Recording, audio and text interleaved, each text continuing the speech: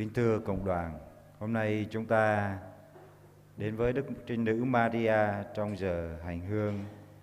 Đức Trinh Nữ Maria và mầu nhiệm hiển linh. Lạy Thiên Chúa là Cha Chí Thánh, qua mầu nhiệm con Cha là Đức Giêsu Kitô xuống thế làm người. Bao điều kỳ diệu Cha đã tỏ bày cho chúng con. Xin cho chúng con biết mở lòng cho Chúa. Xin cho chúng con đủ sức mạnh, đủ hứng khởi để sống đức tin trong cuộc sống hôm nay. Nhờ Thánh Thần Cha hướng dẫn để chúng con đạt tới sự vẹn toàn của lòng tin cậy mến. Chúng con cầu xin nhờ Đức Kitô Chúa chúng con. Xin cộng đoàn chúng ta cầu xin ơn Đức Chúa Thánh Thần.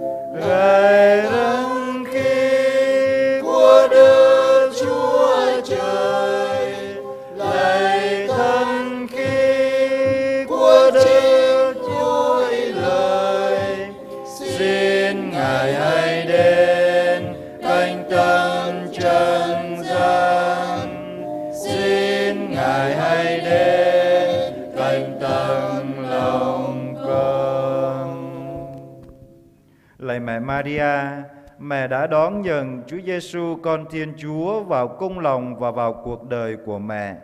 Chúc tụng và ngợi khen mẹ vì mẹ đón nhận Chúa cách âu yếm, nâng niu và đồng hành với người trong mọi nẻo đường.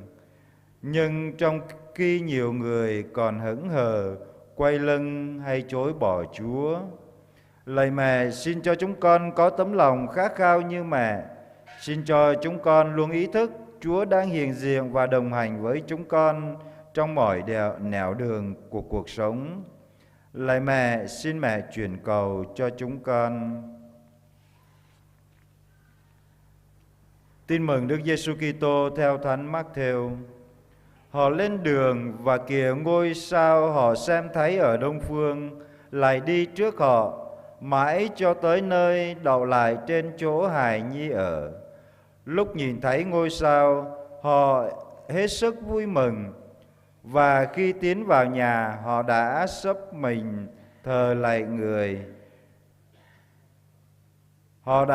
Và khi tiến vào nhà, họ gặp thấy hài nhi và bà Maria mẹ người, và họ đã quỳ gối sụp lạy người, rồi mở bảo tráp ra.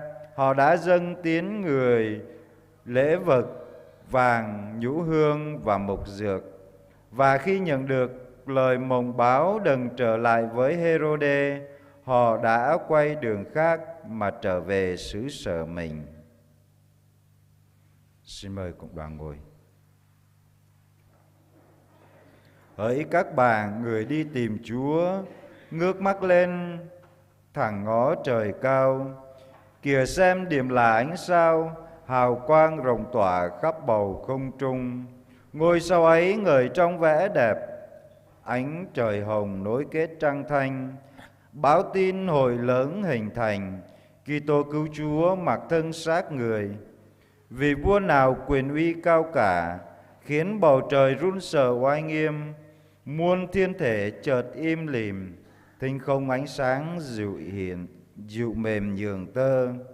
Và điểm là chúng ta đang thấy, dẫu miên trường trải mấy thời gian, trước hỗn mang, trước vũ hoàng, cao siêu vô lượng, vượt tầm trí khôn.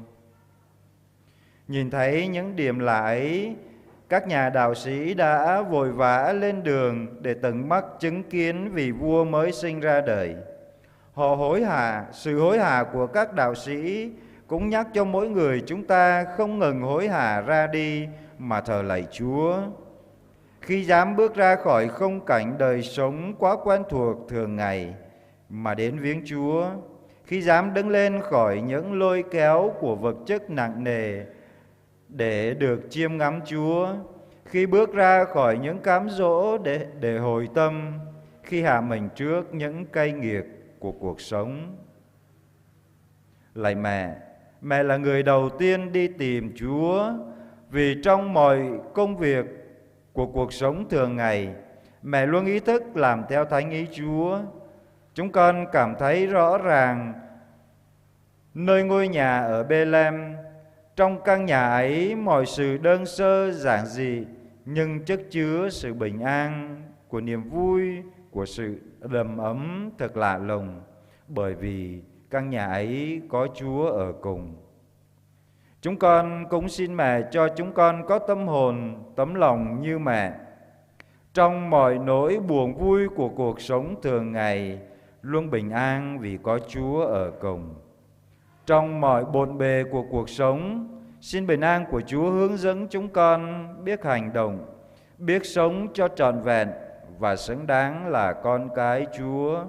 Và trên hết, xin cho chúng con biết ra khỏi những vụn vặt giận hờn ghen ghét mà lấp đầy bằng bác ái bao dung, bước ra khỏi những tù túng thường ngày mà an bình bên Chúa thành thơi.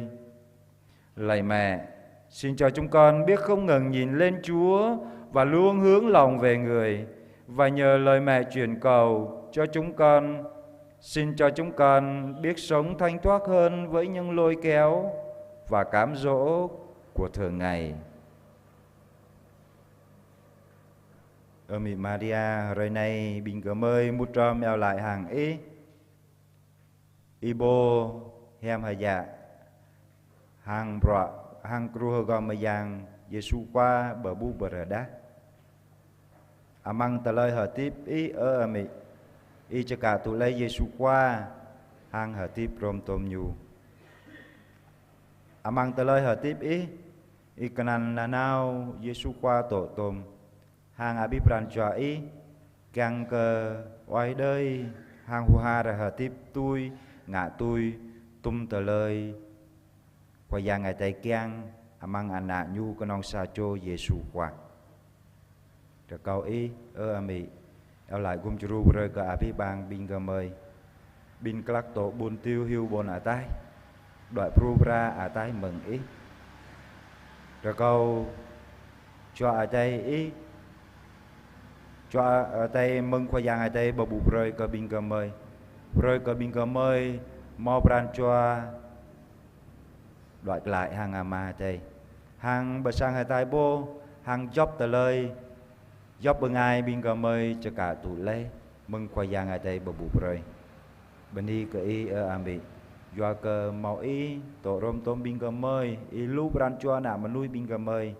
càng cơ giao lại bà la rồi càng cơ mư bin gam ơi ray hẹp bất hàng ý càng cơ ý hẹp lại hàng anh ý cái non sa chô rồi câu cơ trứ cả ang mà giang qua giang ở đây tổ tôm bin mơi nào nào trú xua bran cho bin gam ơi rồi cơ bin gam ơi dạ cái chấp tum tờ lời y bờ tan phen y bờ tạ hàng bẹ mạ hu ha ra hở tiếp tôi amang tờ lời hở tiếp tụ tả ra này càng cơ job rọ bin gam ơi mau tum tờ lời bin gam ơi bụp amang tờ lời hở tiếp tầng rim rơi bin gam ơi gốc mà ác nào do cơ mau ý giao lại bà la mau ana ý con ông mau ana ý Giêsu qua tổ tôm càng cơ kẹt cây vây lăng bờ gang rồi nun giờ tụi ta đã nay bởi ta bây giờ ra cờ mị tờ lời à tô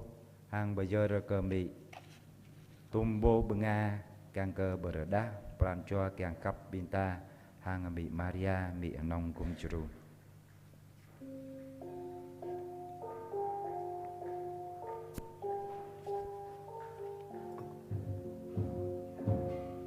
Maria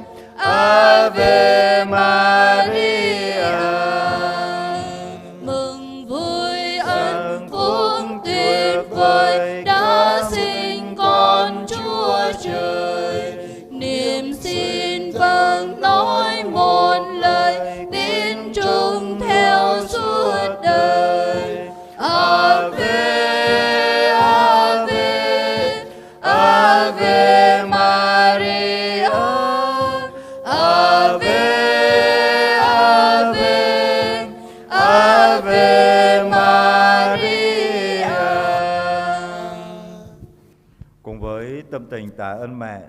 Giờ đây chúng ta hiệp với những người xin ơn và tạ ơn trong tuần vừa qua. Có 6 người tạ ơn Chúa và mẹ vì đã thêm lòng kính mến Chúa và mẹ.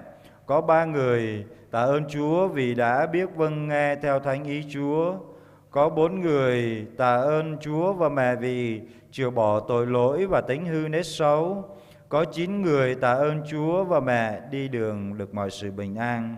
6 người tạ ơn Chúa vì có công ăn việc làm.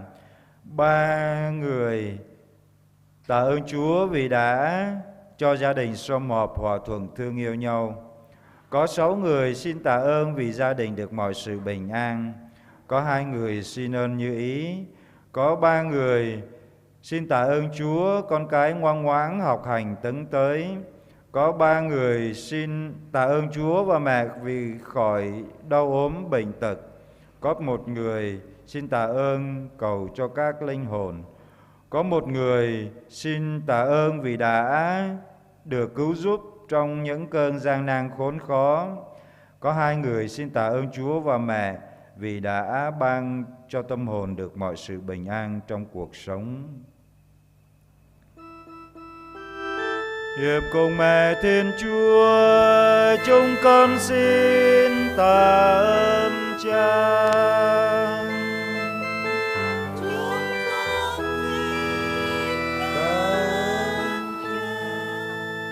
Có 10 người ý xin cho thêm lòng kính mến Chúa và Đức Mẹ. Có 9 ý xin biết vâng theo thánh ý Chúa. Có 10 ý xin chừa bỏ tội lỗi tính hư nết xấu. Có 7 ý xin ăn năn trở lại cùng Chúa. Có 8 ý xin xin ơn bền đổ đến cùng. Có 10 ý xin đi đường được mọi sự bình an. Có 11 ý xin có công ăn việc làm. Có 9 ý xin mau trả hết nợ. Có 6 ý xin cho lấy lại được nợ. Và có 11 ý xin cho gia đình được sum họp hòa thuận thương yêu nhau. Có 11 ý xin cho gia đình được mọi sự bình an. Và có 9 ý xin những ơn như ý. Có 6 ý xin cho con cái ngoan ngoãn học hành tấn tới và thi tốt. Có 14 ý xin khỏi đau ốm bệnh tật. Và có 6 ý xin được ơn chết lành. Có 11 ý xin cầu cho các linh hồn. Có 9 ý xin thánh hóa bản thân, cải thiện đời sống. Có 9 ý xin cứu giúp trong những cơn gian nan khốn khó. Có 8 ý xin bình an trong tâm hồn và trong cuộc sống. Có 1 ý xin được sinh nở được mọi sự bình an. Có 1 ý xin tìm thấy của cải. Nhờ lời Đức Mẹ chuyên cầu, xin Chúa nhầm lời chúng con.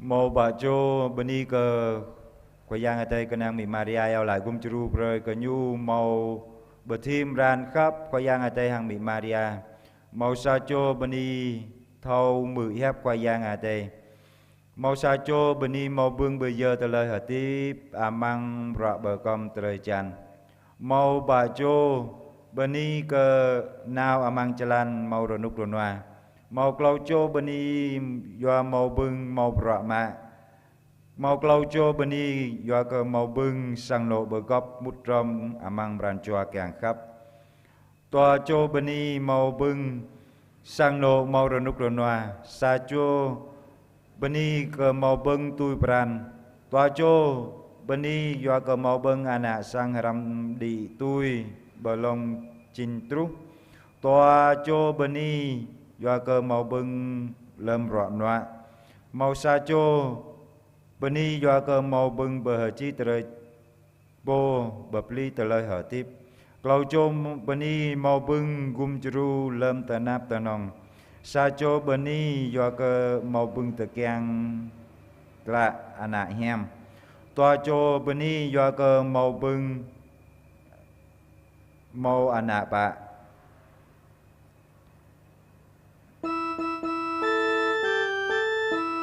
hiệp cùng mẹ Thiên Chúa, chúng con xin tạ ơn Cha.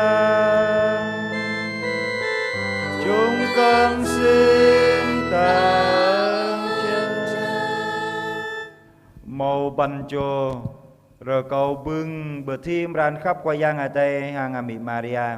Màu chú chô rồi cầu màu bưng thâu mười hấp qua giang ở đây. Màu toa chô rồi cầu màu bưng bây giờ từ lời hợp tiếp amang bọ bờ com từ lời chan. Màu từ chú chô rồi cầu màu bưng lui từ lời xó hằng của núi Sakram. Màu chú chô rồi cầu màu bưng học lọc đợi lại hằng qua giang ở đây. Màu toa rồi ban chô rồi cầu màu bưng bờ cơ chấp tru bờ đút. Màu cho ban chô rồi cầu màu bưng nào amang chalan màu từ lời rồi nút rồi noa. Màu năm chô rồi cầu màu bưng màu bạ mạ. Màu ban chô rồi cầu màu bưng tành kla à bí hả nữ. Màu năm chô rồi cầu màu bưng tui mạc lại hả nữ ràng đầm. Màu blue chô rồi cầu màu bưng sang nổ bờ góc thâu mút ròm hàng kèng khắp. Màu blue sa chô rồi cầu màu bưng sang nổ màu tờ lời rồi nút rồi noa. Màu chú chô rồi cầu màu bưng tui à nổ kèng. Màu blue chô rồi cầu màu bưng à nạ sang ram đi tui plong trình trú. Màu bà chô rồi cầu màu bưng bút lại mà nuôi trẻ cha mà mang phùng doài gục choát. Màu blue sa chô rồi cầu màu bưng lâm roạn noa. Cho ban chô rồi cầu màu bưng dày mà ác. Màu blue sa chô rồi cầu màu bưng giao lại bơi cơ bờ ngạt chòa. Cho ban chô rồi cầu màu bưng bờ chí tờ lời chan bờ pli tờ lời hở tiếp. Màu cho ban chô rồi cầu màu bưng gum chru lâm tờ nạp tờ nông. Màu blue tòa chô rồi cầu màu bưng rồi lúc rồi noa à mang bran hàng à mang tờ lời hở tiếp. Màu rơ ma chô rồi cầu màu bưng tờ càng kla à nạ hiam. Hàng màu clau chô rồi cầu màu bưng màu nạ bạ. Hàng màu chu chô rồi cầu màu bưng ép bu công ngàn. Nhờ lời Đức Mẹ chuyên cầu, xin Chúa nhầm lời chúng con. Xin Chúa nhầm lời chúng con. Cùng với tâm tình của những người xin tạ ơn và tạ ơn Mẹ trong tuần vừa qua, và giờ đây chúng ta cũng dâng lên Mẹ những ý nguyện trong lòng của mỗi người chúng ta, trong gia đình và cũng như trong tương quan chúng ta trong cuộc sống hàng ngày.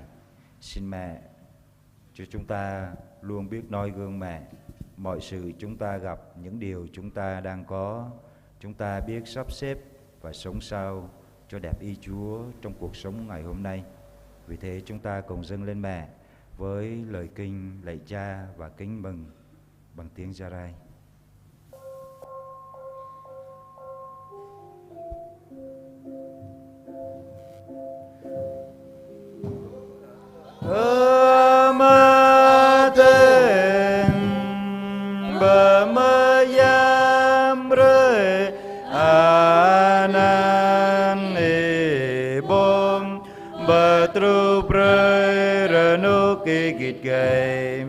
Bờ dòng rơi tờ lời ý keng bởi làm tờ năng tôi gác cực luôn ano bông hoa đêm rơi rơi tru ra anh băm nhảy rơi tờ lời so mời tôi ăn mời bà rơi mân cơ bình bồ so hàng mời nam lùi mời ra bù mang tờ lời lòng sông bạc lây mới mừng giang sáng hông mất bê in Maria bà cơ bưng hiam qua tây tổ tôm y bơ bu bơ ni cơ in mang bên đắc bơ này hàng bơ ni cơ Giêsu ana mừng tiên im Maria ơi giang mi qua giang tên giờ lại với cơ mây đã mở núi xóa sang tu ta nên hàng lâm môn mới chi lộc ram amen.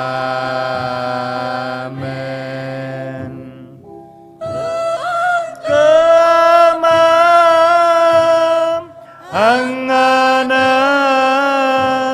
hằng Chúa tên cảm ơn lung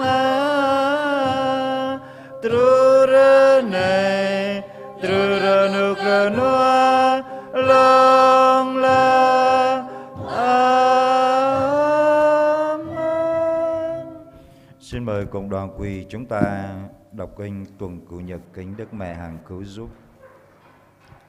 Ami anong kum tru ran chua ko hok ma ang bia ma bu tho lại ta lâm co re yo lại cơ vu bay anap rupi chuột ngạ ta lời linh làng lăng đi cơ rup nham lại ran chua ko bạc lại hồ kra la ta da a kanang kar hang ana sang in bay ami nham ko bu Giêsu qua po paklai menui menam hang khoai ko mân lạc tua amang tengan i như nhớ po cơ trứ đột la po khoa giang dạ ta lời hợp tiếp hang ta lời đẹp po pha rơi dập ta lời nhảm la bơ ý chinh ami nhu do anun lâm ý cơ vư rơ câu nhu amra mơ tâm nhu bùa ngang lùi ố bưng thơ gất ý rơ câu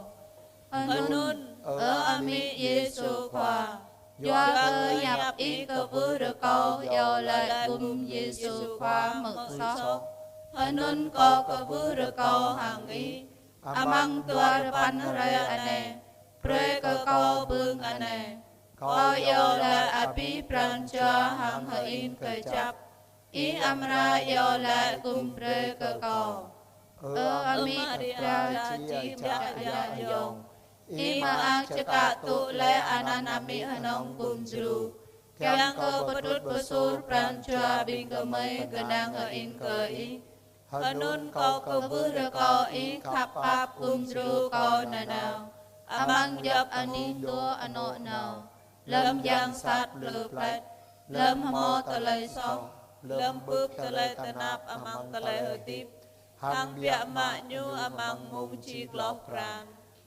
ami po thâu khắp bạp rơ câu y pre cơ câu thâu duệ nào bởi y nà nào câu tươi cứ xịt nịch tờ ta câu trăng duệ nào bởi y anun ngạ pre cơ y chê mơ nhập câu rơ câu y pre cơ câu bưng dòng phan nà này thâu trăng yo lệ hằng y nà nào hằng mô pran chua cơ nàng ở in cơ y cát hằng nạ sang Yang cơ ý mơ nhập câu yo lại đã mơ cung tru câu này nào hằng pre cơ câu bưng đạo cứ cơ chấp tru cơ lút ami hanong cung tru rơ câu ý có phụ pre nham cơ câu hằng yo lại cung pre cơ câu tụ tạ này hằng lâm mung chi lọc pran amen ami hanong cung tru rơ câu ý về lăng pegang bing po to rong câu pegang ke puak kok ting phun